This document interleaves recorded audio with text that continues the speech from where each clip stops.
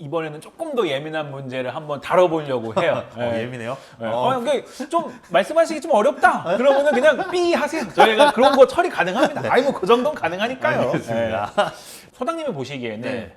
뭐 이런 질문을 드려야 될지 모르겠지만 전 정부의 부동산 정책이 성공적이다, 뭐 실패한 것 같다. 굳이 둘 중에 하나의 답을 꼽자면 실패에 가깝지 않나. 자, 여기서 막 이제 아플라고 그러지 마시고 왜 그러냐 하면 물론 열심히 잘했어요. 어쩔 수 없는 환경이 있었습니다. 진짜 이 코로나 때문에 유례없는 유동성 공급 여기에서 이 정도 잡아내면 잘하지 않았나 싶기도 한데 왜 실패에 가깝지 않나라고 말씀드리냐면 여론이 그렇게 보는 것 같아요. 많은 국민분들이 실패에 가깝다라고 봤기 때문에 사실은 뭐 정권이 교체된 측면도 있고 정권이 교체된 것 중에 가장 큰 이유가 뭘까라고 했을 때 그거라고 봐요. 부동산 정책이라고 꼽는 분들이 많으셨잖아요. 그렇다고 한다면 저 혼자 부동산 정책은 성공했습니다. 한들 말 같지도 않은 소리 하면서 하는 분들이 더 많으실 댓글 건데 그냥 물론 이제 잘한 것들도 있지만 그 정책이 정말 여러 개 나왔죠. 진짜 26개 나왔나요?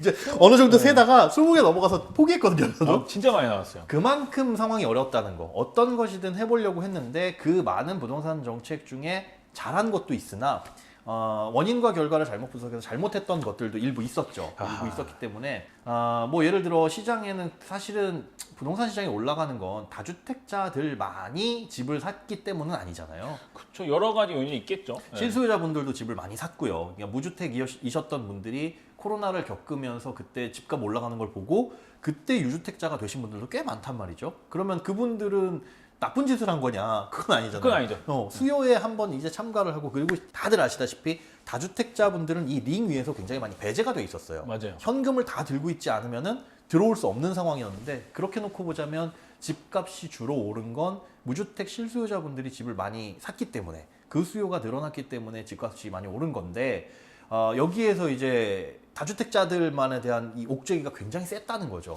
그렇죠. 네, 뭐 임대사업자도 관련된 거 맞아요. 선거고 다주택자에 대한 어떤 소득과 관련된 어떤 세금적인 부분도 그렇죠. 많이 강조가 됐어요. 네, 보유세는 굉장히 올려놨는데 그러면 제 생각은 그렇습니다. 보유세가 올려놨으면 많이 갖고 있는 걸 시장에 풀려면 양도세나 이런 부담을 좀 줄여줬어야 되지 않나 싶은데 이것도 세고 이것도 세니까 둘 다 그냥 지고 흔드니까 어쩌란 말이냐 하셨던 분들 불만 뭐 내지는 집을 팔고 싶어도 못 파셨던 분들도 계셨을 거고요. 그 세금 때문에. 그런 부분들을 생각하면 열심히 잘 많이는 했지만 잘된 정책도 있으나 잘못된 정책들도 있었고 그리고 실제로 우리나라만 집값이 그렇게 오른 것도 아니고 전 세계적으로 많이 올랐거든요. 많이 올랐다고 하더라고요. 근데 저 개인적으로 생각하기에 그래 이 정도면 고생했다 싶은데 아무래도 여론은 우리나라는 굉장히 집에 또 민감하잖아요. 그러다 보니 전체적인 시각으로 판단을 했을 때는 실패에 가깝지 않았을까. 저도 개인적으로는 실패라고 생각을 하는데 네. 저는 이제 어떤 게 실패라고 하냐면은 부동산 가격 그래 오를 수 있어. 그렇죠. 그리고 부동산 가격 안 오르면 산 사람들 난리 납니다. 당연하죠. 네, 우리나라는 부동산은 오른다고 불패신 아니겠습니까? 어느 정도는 올라줘야 돼요. 그렇죠. 사실은 집값이 안 오른다고 생각하면 그건 굉장히 끔찍한 일이 벌어집니다. 아무도 집을 안 살 거예요. 아무도 안 살 거야. 왜 내가 고생해서 번 돈을 은행에 이자 주면서 가격도 자산 가치가 오르지 않는 여기다 묻어놔야 해? 그러니까 사실은 인플레가 아닌 디플레가 무서운 게 물가가 2%, 3% 이렇게 꾸준하게 올라주고 그런데? 집값도 2%, 3% 꾸준하게 올라주면 좋은 같이 건데 맞춰 올라가야 되는데. 네. 그러면 이제 나는 집도 사고 그런 걸로 조금 더 부자가 될 수 있고 자산 가치도 늘어날 거야. 근데 그게 아니라 집값은 30년 전에도 2억, 30년 후에도 2억, 앞으로 미래에도 2억 이러면 누가 집을 사요? 아무도 안 사려고 아무도 안 하겠죠. 사고 심지어 공급도 안 됩니다. 건설사들이 미쳤다고 분양해요. 그렇죠. 네. 수익이 안 나오니까. 맞습니다. 그렇기 때문에 예측 가능한 수준에서 우리가 소득이 오르는 것만큼 정도는 올라줘야 되는데 문제는 2년 동안은 너무 급격하게 오르는 게 그게 문제라는 거죠. 현 정부의 이런 부동산 정책을 보시면 네. 이거는 좀 어떠신 것 같아요? 아마 다들 아실 것 같아요. 왜냐하면 아까의 얘기로 돌아가서 전 정부의 부동산 정책이 실패냐 성공이냐 많은 분들이 실패라고 보고 그래서 이제 새로운 정부를 기대하고 앉혔는데 내놓는 정책을 보면 우리가 기대했던 건 이게 아닌데 조금 다르긴 그쵸? 해요. 예. 그 정책이 나온 게 사실 뚜껑 열어보니까 뭐가 없는 아직 알맹이가 없어 보이는 물론 여러 가지가 나오긴 했으나 기대보다 못한 그리고 실제로 그러면 무주택 실수요자들이 다시 한번 대출을 받아가지고 집을 살 수 있는 기회가 생길 것이냐 물론 이제 대출 LTV 라든가 이런 거 생애 최초 80, 그 외 지역 뭐 70, 그 외의 사람들 이렇게 하긴 했으나 DSR이라는 규제가 적용이 되기 때문에 그것도 결국은 내 소득이 뒷받침되지 않으면 고소득자. 그렇죠, 불가능하죠. 그거 가지고 이제 이 지적이 있으니까 그럼 앞으로 미래 소득도 반영해서 DSR에 집어넣겠다라고 하는데 그거야 20대 뭐 30대 초중반 정도의 얘기지 실제 실수요자라고 할 수 있는 40대는 미래 소득 반영이 많이 안 돼요. 예. 없잖아요. 미래가 이게 40대가 소득이 예. 늘어나봐야 얼마나 늘어나겠어요. 미래가 짧은가 봐요. 그렇죠. 예. 그래서 그것도 안 되고 그러다 보니까 야 이게 뭐가 나온다고 하더니 글쎄 별거 없네라고 시장에서 실망한 게 더 크지 않나. 그리고 이제 대출 규제라고 하는 게 어떻게 보면 난 대출 받을 필요 없어 하는 사람들한테는 그렇죠.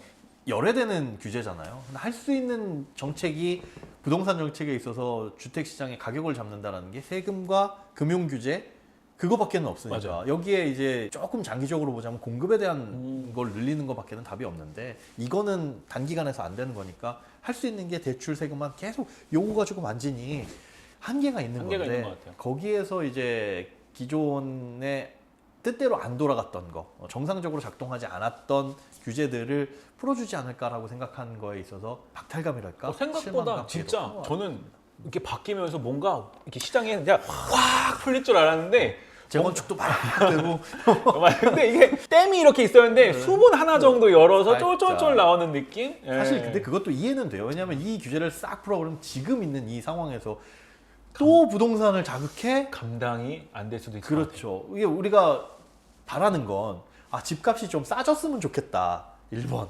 그리고 내가 살 수 있을 정도로 싸졌으면 좋겠다라는 건데 그렇게 하려고 풀면 비싸지는 거고 풀어야 나는 대출을 받을 수 있는데 라고 한다면 이게 충돌이 생겨버리는 거니까 두 가지가 그래서 어쩔 수 없겠다 싶기도 합니다. 뭐 규제를 한꺼번에 풀 수도 없는 거고 그래서 살살살살 상황 봐서 풀고는 있긴 한데 글쎄요 그게 우리가 생각하는 희망하는 수준까지 갈지는 또 미지수죠. 봐야겠죠. 네. 그러면 이제 소장님이 보시기에 어떤 지금 이제 대출 완화, 생애 최초 LTV 80 이런 게 지금 시장에서 어떤 정도 효과를 볼 수 있을까요? 아니 시장에 미치는 영향은 거의 미미할 미미하다. 거라고 생각이 돼요. 물론 이제 해당이 되시는 분들, 생애 최초이신 분들은 80%까지 대출이 나오니까 기존에 비해서 좋아진 거는 확실합니다. 그런데 우리가 생애 최초라고 하는 그 기준 자체를 잘 들어보면 태어나면서부터 지금까지 단 1%의 지분조차 가진 이력이 없는 맞아. 정말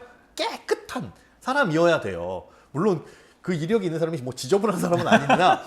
나는 내 명의로 한 번도 단 진짜 1제곱미터의 땅도 그 집도 가져본 적이 없는. 단 한 번도 집을 가져보지 못한. 그렇죠. 그런데 상황에 따라서는 예전에 뭐 부모님이 어떤 뭐 상황이 잠깐 어떻게 하다 보니까 집의 명의를 잠깐 갖고 있었던 돌려줬다. 이런 경우들도 있을 수 있고 아니면 뭐 상속주택 잠깐 부모님이 돌아가시면서 내가 살지도 않을 뭐 시골에 있는 조그만 주택이 내 명의로 됐다가 처분한 상황도 있을 것이고 그런 쉽게 표현하자면 흠집이 있는 분들이라면 그쵸. 안 되는 거예요. 부부인데 야 우리는 너도 집 가져본 적 없지 나도 집 가져본 적 없어 드디어 우리는 이제 내 집 마련을 할 수 있나 보다 80% 그런데 알고 보니까 나도 모르는 사이에 어렸을 때 한번 그런 이력이 있었던 있다? 거죠.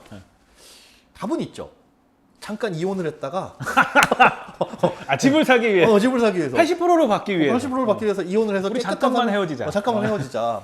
근데 이걸 농담처럼 이렇게 말씀드렸지만 이게 굉장히 문제가 있는 건 뭐냐면 그런 식으로 어떤 행정적인 액션을 취해가지고 할 수 있는 제도에 그렇죠. 도전할 수 예. 있는 게 있다라는 건 허점이죠. 잘못된 거예요. 잘못된 그럼 생애 최초로 집을 사는 분들은 80%를 해줘야 되고 생애 최초가 아닌 잠깐 집 샀다 팔았다가 이제 지금 무주택이고 무주택이 실수요자인 맞아요. 사람들은 80%를 해주면 안 되는 이유가 무엇이냐. 물론 집을 안 가져보신 분들을 좀 더 우선순위에 놓고자 하는 거는 있겠으나 그게 대출을 좀 더 해주면 우선순위에 서게 만들어주는 것이고 그렇지 않으면 뒤에 서게 만드는 거죠. 이것도 아니라는 거죠. 어차피 경쟁은 똑같아요. 맞아요. 이게 웃긴 게 이제는 진짜 속된 말로 누굴 만날 때 옛날에 집을 한번 가져보신 적 있으셨나요? 그런데 갑자기 저 옛날에 할머니가 지분을 1% 정도 그러면 저희는 오늘은 만날 수 없을 것 같습니다. 뭐 이런 걸 물어볼 수 없잖아요. 소개팅에서 소개팅이 된 거.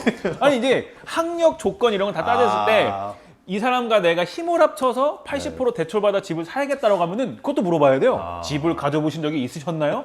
근데 이런 질문 한다는 것 자체가 이렇게 소장님 말이 말처럼 안 되고. 무주택 세대도 좀 같이 좀 이제 풀어줘야 되는 거 아닌가. 맞습니다. 생애 최초라는 타이틀이 과연 그렇게 중요한 것이냐. 그래서 한편으로 그런 생각이 들어요. 뭔가 풀어주긴 풀어줘야 되겠는데 다 풀어주기는 힘들고. 또 하나의 건가요? 그리고 이 중에서 그냥 제일 급한 사람들 그래도 해놓고 보면 그렇게 수요가 되지는 않을 것 같아요. 풀어주긴 풀어주는데 야 생애 최초인 사람들 따져봐. 그러면 100명 중에 한두 명이 있을까 말까 그런 느낌이어서 풀어준 것 아닐까. 물론 모든 정책이 문제 없는 정책은 없겠으나 그 취지가 정확하게 전달이 되고 시장에서 이해를 할 수 있어야 되는데 갸우뚱하게 만드는 거라고 한다면 그 역시 또 실패하게 되는 정책이 아닌가.